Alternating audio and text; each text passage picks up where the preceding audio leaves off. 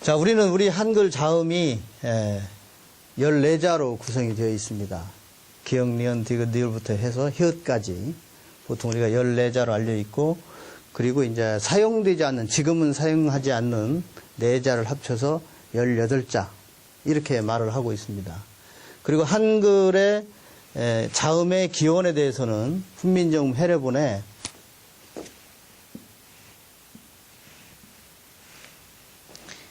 이 3글자를 가지고 만들었다 이렇게 말을 합니다.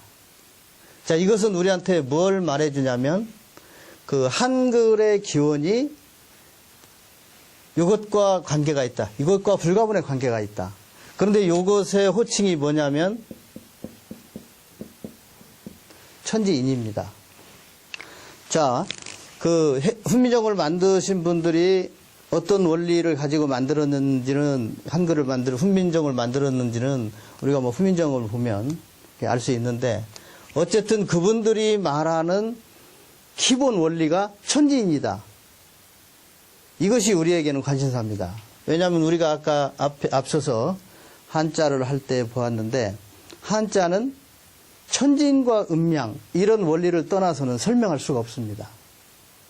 말하자면 천지인, 음양 이런 기호 체계를 가지고 한자의 기본, 기초 요소를 만듭니다. 그런데 한글을 만들면서 이분들이 말한 한글의 원리가 또 동일하게 천지인이다. 이것은 한글도 역시 한자에서 우리가 보았던 그런 천지인의 원리로 한자를 볼 수 있고, 그걸로 보면 한자의 뜻을 찾을 수 있다. 이런 가능성을 말해준다고 저는 생각을 합니다. 그래서 여기서 착안을 해서 우리 한글의 자음 14자를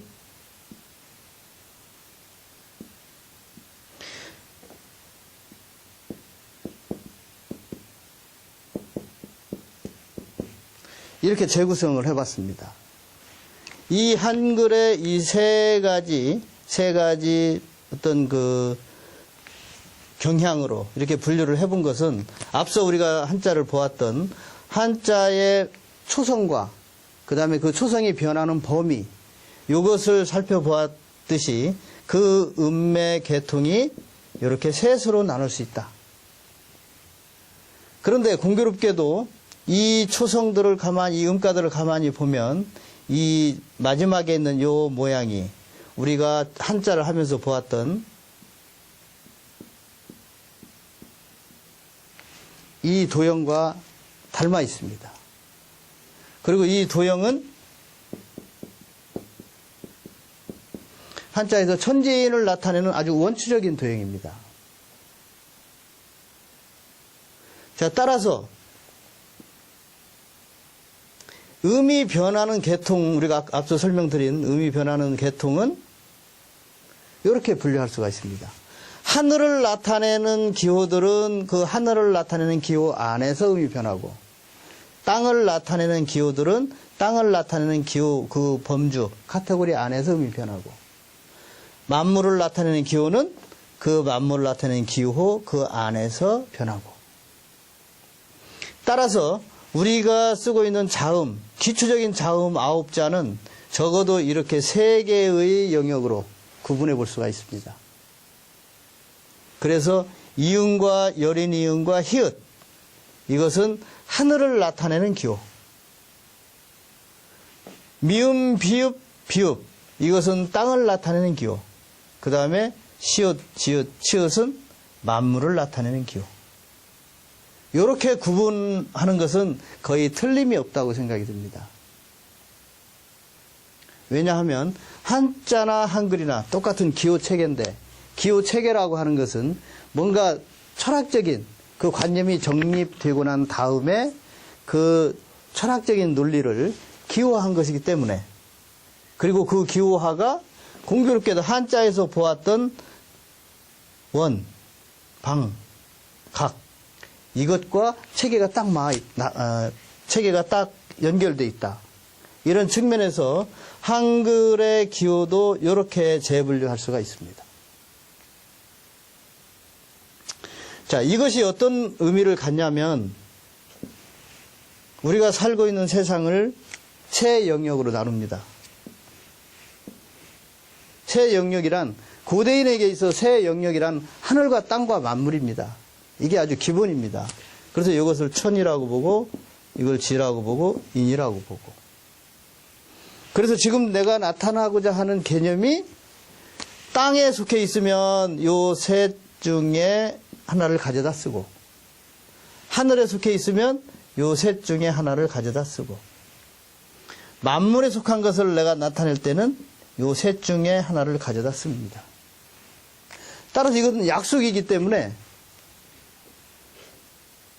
우리가 살고 있는 세상을 나누고 그 세상을 이렇게 셋으로 나눴으니까 이것은 그냥 약속입니다.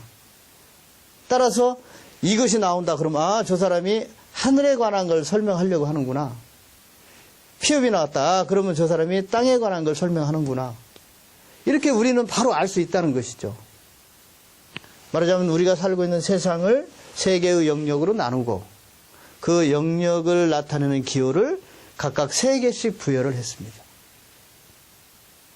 그리고 앞서 우리가 보았던 것처럼 어떤 경우에 치읓이 지읒이 되고 지읒이 시옷이 되고 시옷이 지읒이 되고 지읒이 치읓이 되고 이 관계는 이런 관계를 다 모아보면 거기서 어떤 걸 얻을 수 있냐면 하나의 또 이런 계통을 얻을 수가 있습니다.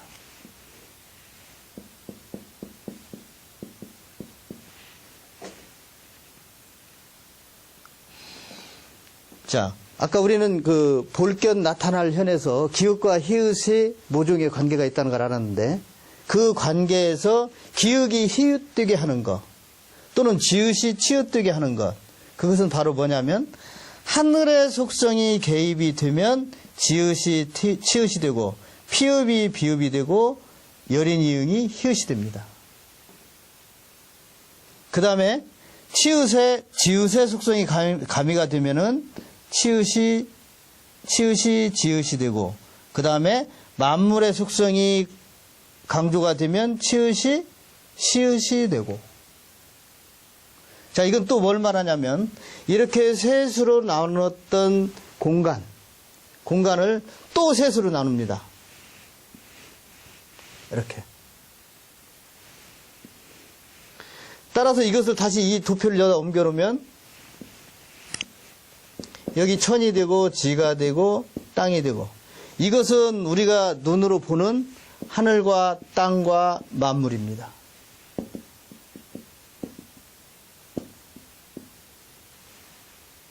그 다음에 이것은 조금 다릅니다.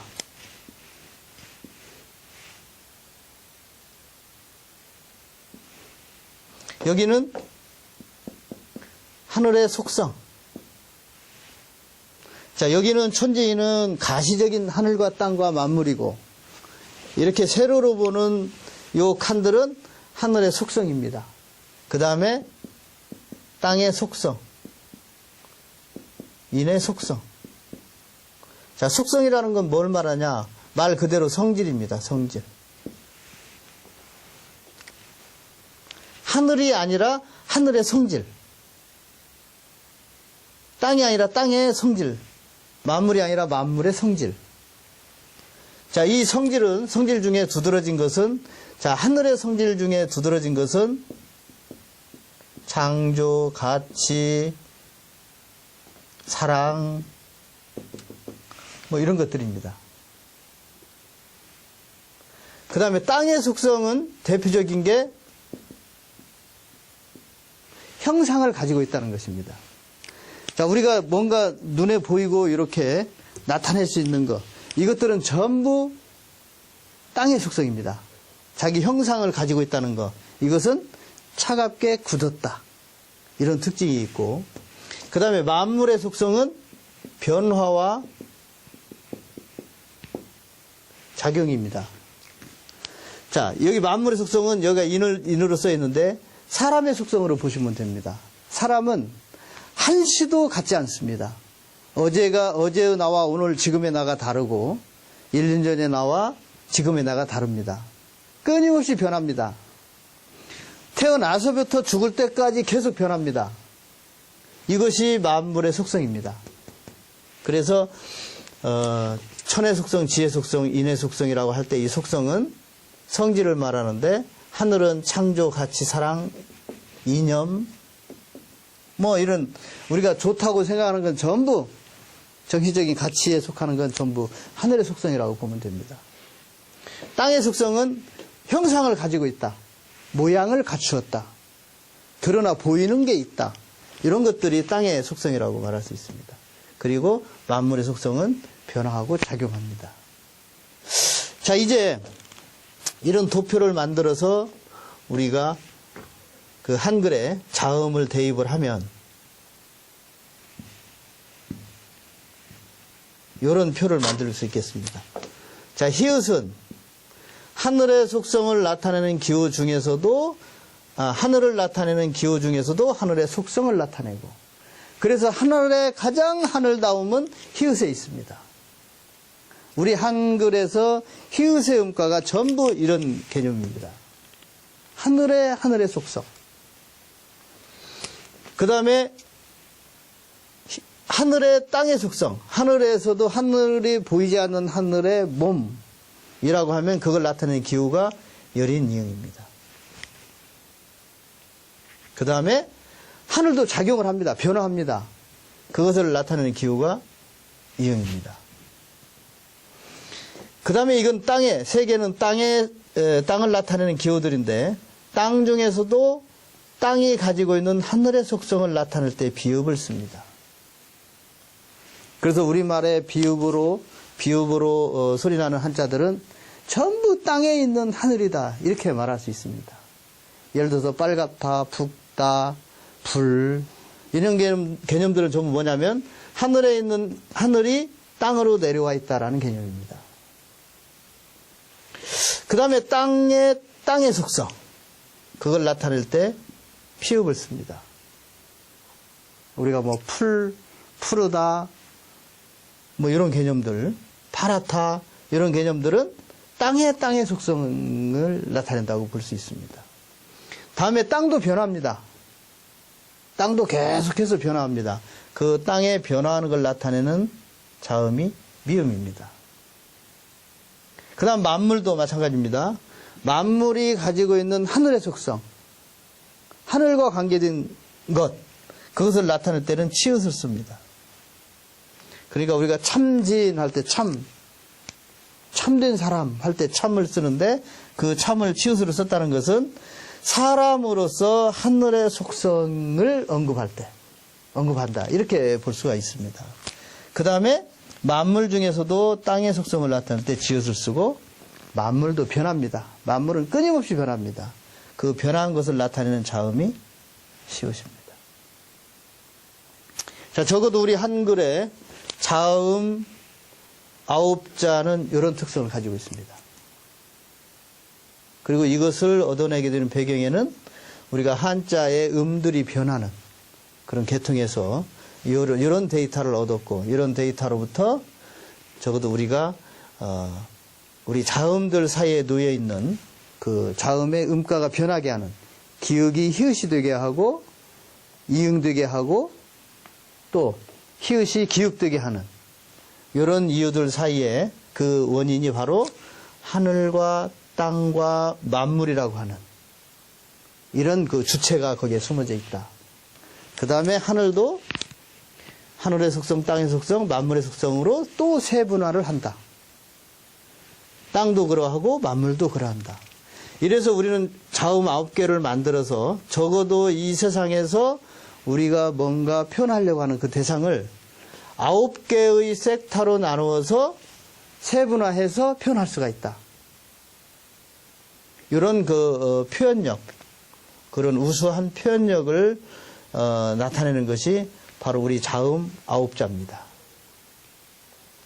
자, 이렇게 9자를 찾고 났는데 우리가 앞서 한글의 자음이 14자라고 이야기를 했습니다. 14자인데 현재 우리는 9개의 자음만 찾았습니다. 다음에는 나머지 자음의 기원을 찾아보도록 하겠습니다.